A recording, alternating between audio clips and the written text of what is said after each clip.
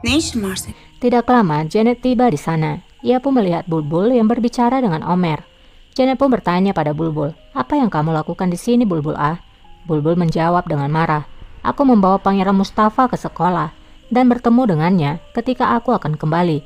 Jadi menurutmu apa?" Dönerken de karşılaştık. Hasbel suç mu acaba? Acaba suç mu? Janet pun bertanya pada Omer, "Kamu bicara tentang apa pada iblis itu?" Omer pun menjawab, "Tidak ada yang penting. Bulbul hanya mencoba memancingku, di mana dia menanyakan tentang pangeran padaku, terutama Pangeran Osman." Şehzade Osman. Osman dan Mehmet berpapasan. Mehmet lalu bicara, "Kamu mengeluh tentangku pada ibu." Osman menjawab, "Aku hanya mengatakan pada ibu bahwa aku hanya ingin pergi meninggalkan istana." Mehmet pun bertanya, "Kemana kamu akan pergi?"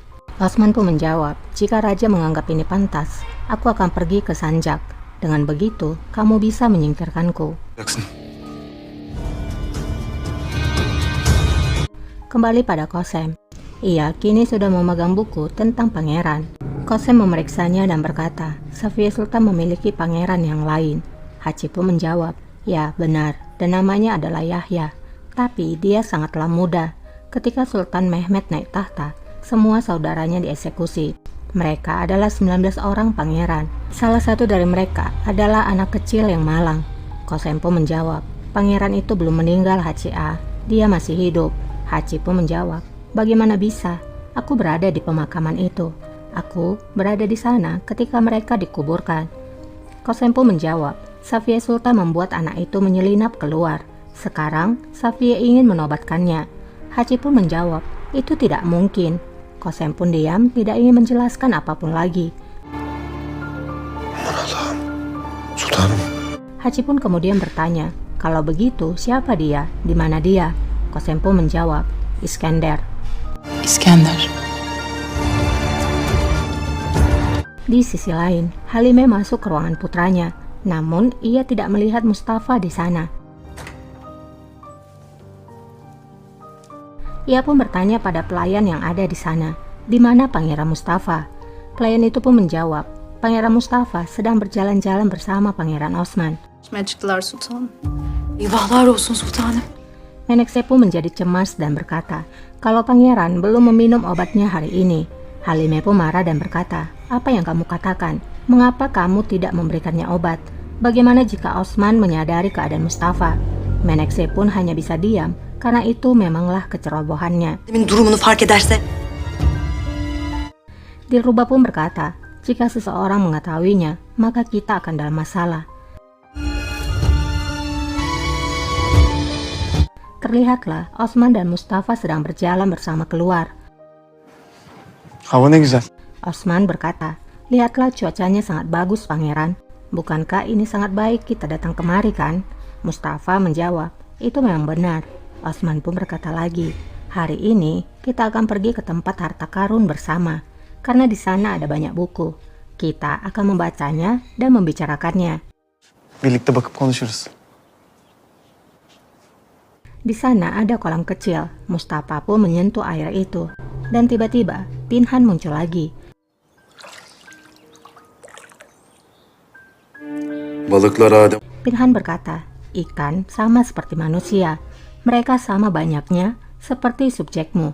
Sebagai tuan mereka, kamu cukup memberikan makan mereka. Mereka ada di sekelilingmu. Mereka akan mematuhimu." Ederler. Pinhan berkata lagi, "Selama kamu memberikan emas dan uang, maka mereka akan berada di sisimu. Mereka akan mati bagimu. Mereka akan membunuh untukmu. Mereka akan melakukan apapun yang kamu mau." Ölürler. Ölürler. Yaparlar. Osman pun memanggil Mustafa, namun Mustafa tidak mendengarnya. Amca. Kara hali gibidir şehzadem.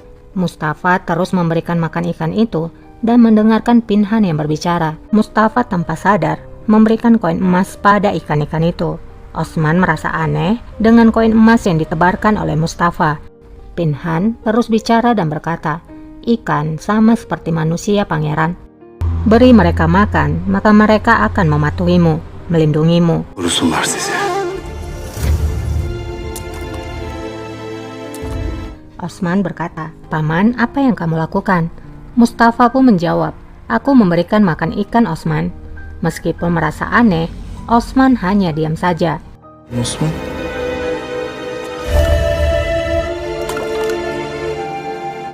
Kembali kepada Kosem. Kosem berkata, "Bertahun-tahun lalu, Iskender mengatakan padaku kalau dia tidak tahu siapa keluarganya. Dia datang kemari untuk mencari mereka. Tampaknya ini adalah keajaiban dari Tuhan." Haji pun berkata, "Apa yang harus kita lakukan sekarang, Sultana?" Kosem pun menjawab, "Aku tidak tahu, Haji A. Iskender tidak tahu apapun. Iskender tidak tahu siapa dirinya. Julfikar Pasha ingin mengirim Iskender sebelum Iskender mengetahui siapa dirinya." Haji pun menjawab, "Safiye Sultan tidak akan melepaskannya lagi." Kosem pun menjawab, "Itulah mengapa kita harus menyingkirkan Safiye Sultan. Jika tidak ada seorang pun yang menobatkan Iskender, maka tidak akan ada ancaman." Haji pun menjawab, "Sultana, kehadiran Iskender saja itu sudah cukup. Dia adalah ancaman besar bagi raja dan para pangeran. Kita tidak bisa membiarkan dia pergi. Raja harus mengetahuinya." Kosem pun menjawab, "Aku berhutang hidup pada Iskender. Dia menyelamatkan hidupku berkali-kali, dan dia juga tidak bersalah. Aku akan memberikan kesempatan padanya untuk tetap hidup." Malam harinya, Iskender telah kembali ke rumahnya. Tidak lama pintunya diketuk. Ia pun membuka pintunya dan rupanya itu adalah Kosem yang datang. Sultanım, İskender. Iskender pun bertanya, "Sultana, apa yang kamu lakukan di sini?" Kosem pun menjawab, "Apakah kamu tidak mengizinkan aku untuk masuk?" Iskender pun akhirnya mengizinkan Kosem untuk masuk ke dalam. Iskender nampak ketakutan dan segera menutup pintu. Ulaşmak istediğin ve Karena itu adalah pertama kali Kosem, seorang sultanah, datang mengunjunginya. Kosem pun berkata, "Jadi kamu datang kemari ketika kamu meninggalkan istana?" Iskender pun menjawab, "Ini adalah tempat yang bagus untuk sendirian dan berpikir." Kosem pun melihat gambarnya yang ada di meja Iskender. Namun Kosem tidak membahas tentang gambarnya itu. ne düşünüyorsun? Kosem pun bertanya, "Aku ingin tahu apa yang kamu pikirkan atau siapa yang kamu pikirkan. Kamu bilang pada Melek bahwa kamu memiliki seseorang dalam hatimu." Iskender pun menjawab, "Aku berkata seperti itu agar Melek menjauhiku." Kosem pun menjawab, "Mungkin kamulah yang harus menjauhinya, Iskender. Aku datang untuk membicarakan akan hal itu. Aku ingin kamu meninggalkan istana. Kamu akan dikirimkan ke Sanja sebagai tugas barumu." Iskender pun bertanya, "Mengapa, Sultana? Apakah karena aku tidak membunuh Safiye Sultan?" Kosem pun menjawab, "Kamu ingin alasan." Kosem pun mengambil gambarnya dan menunjukkannya pada Iskender. En mühim. Ini adalah alasan yang penting. Iskender pun terkejut. Mühimi bu.